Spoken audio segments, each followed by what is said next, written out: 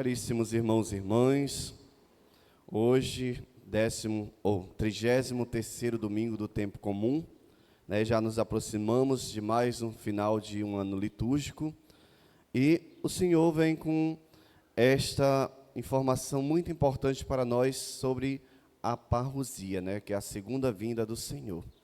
Que nós possamos entender que as três leituras de hoje, a primeira, a segunda e o Evangelho, elas se conectam porque falam sobre esta vinda, o retorno do Senhor.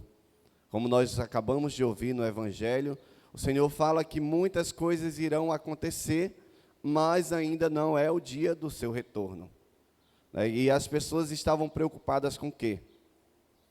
Na segunda leitura, a gente vê que elas se preocupavam em praticamente só rezar, deixavam a sua vida ali, o seu trabalho, os seus afazeres todos e se punham somente à oração.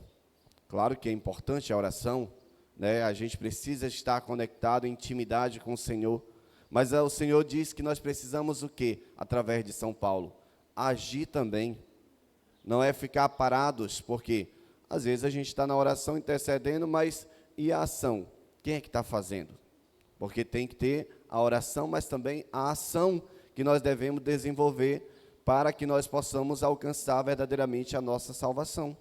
Nós não temos que ficar parados somente. O Senhor vai voltar, então eu vou parar de fazer tudo, as minhas atividades e ali vou me prostrar. Não, nós temos aqui trabalhar, nós temos que agir, nós temos que dar o nosso passo para que nós sejamos dignos também de nos alimentar, porque aquele que não trabalha não deve comer, São Paulo nos diz isso. Que a gente possa, seguindo este exemplo, seguindo esse testemunho que São Paulo chama a atenção aos Tessalonicenses, porque eles acharam que Jesus já estava voltando, então vamos parar de fazer tudo.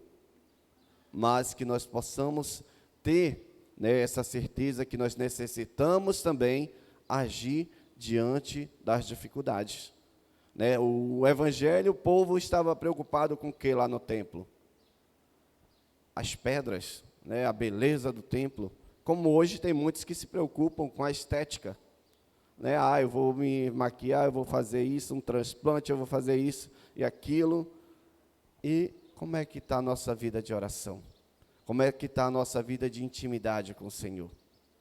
Porque o Senhor nos relata todo um esquema aqui que vai acontecer para que Ele possa retornar. Será que nós vamos estar aptos? Será que nós vamos estar fazendo a vontade de Deus quando Ele retornar? Você já parou para pensar o quanto é difícil a gente estar fazendo a vontade de Deus? Não é impossível, mas é difícil porque requer tempo, requer dedicação, requer compromisso principalmente. Porque muitas das vezes nós deixamos as coisas de Deus e vamos nos preocupar com coisas inúteis, fúteis. Porque o Senhor, Ele diz no Evangelho de hoje, se nós formos pegos, se nós formos ali levados diante do tribunal, o que é que nós devemos fazer? Deixar que o Espírito Santo, Ele nos defenda. Que Ele nos defenda de todas as acusações. Hoje, se a gente é acusado de algo na igreja ou na rua mesmo, no nosso trabalho, a gente já responde automaticamente. A gente não espera a ação do Espírito Santo. A gente não espera, não escuta, não silencia antes de dar uma resposta. Nós precisamos silenciar mais.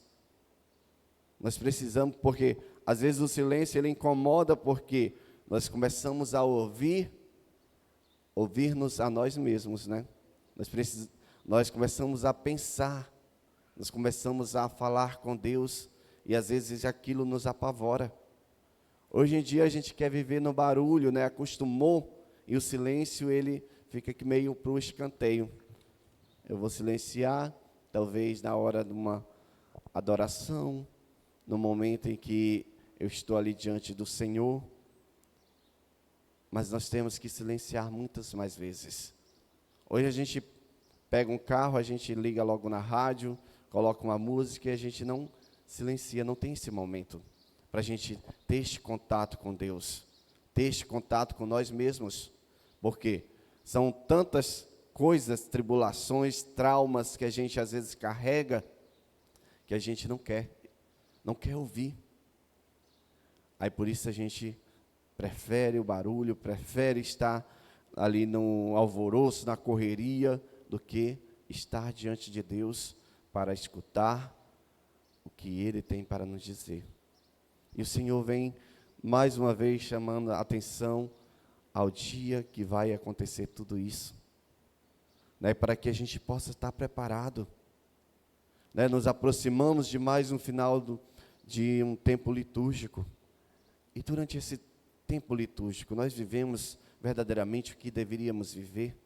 Nós nos dedicamos, porque são 34 domingos desse tempo comum. Cada domingo é falando sobre o que Jesus fez, como iniciou sua missão. Será que nós lembramos lá do primeiro domingo do tempo comum? Às vezes não. Mas assim, que a gente possa parar para meditar, que é mais um final de um ano litúrgico, o advento se aproxima, mais uma vez nós vamos estar comemorando o Natal, o nascimento do Senhor. E o que foi que mudou na nossa vida durante esse período? O que foi que eu fiz que mudou minhas atitudes, que mudou o meu modo de vestir, o meu modo de agir? O que foi que fez? Fez com que você viesse hoje aqui.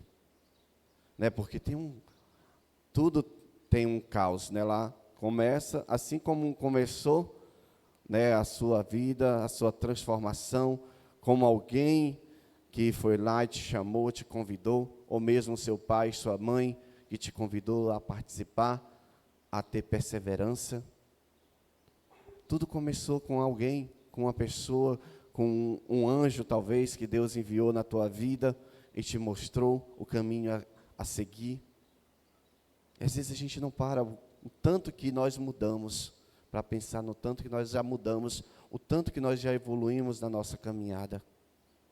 Não é para nós nos vangloriarmos, mas é para louvar e agradecer ao Senhor, porque nós abrimos o nosso coração para deixar Ele agir, para deixar com que Ele pudesse nos conduzir diante de toda a dificuldade, de todo o sofrimento que nós temos. Mas o Senhor adentrou a nossa vida, o Senhor nos conduz, e que nós verdadeiramente possamos fazer esse propósito de permanecermos. É como está o último versículo, deste evangelho de hoje, é permanecendo firmes que ireis ganhar a vida eterna. E por mais que a gente seja julgado, por mais que a gente seja condenado pelos outros, por mais que aconteça tudo isso que o Senhor citou no evangelho de hoje, de pai contra filho, filho contra pai, todos os parentes contra uma pessoa somente, que está ali buscando a Deus, mas o Senhor diz que nem um só fio de cabelo será tirado da sua cabeça. Mas nós precisamos ter fé, nós precisamos perseverar nesta caminhada.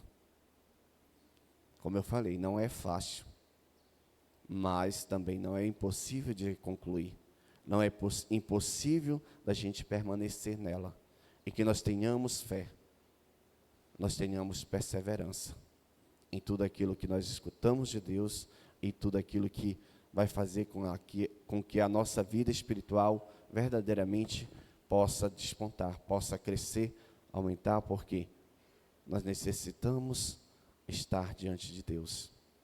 E nesse dia mundial, de oração pelos pobres, que nós possamos nos comprometer, seja ajudando materialmente, ou seja mostrando aos pobres espirituais o quanto precisam melhorar.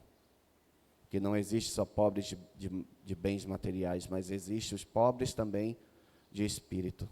E que nós possamos mostrar a estas pessoas também o quanto é valioso nós pertencermos e fazermos a vontade de Deus. Louvado seja nosso Senhor Jesus Cristo. para sempre seja louvado.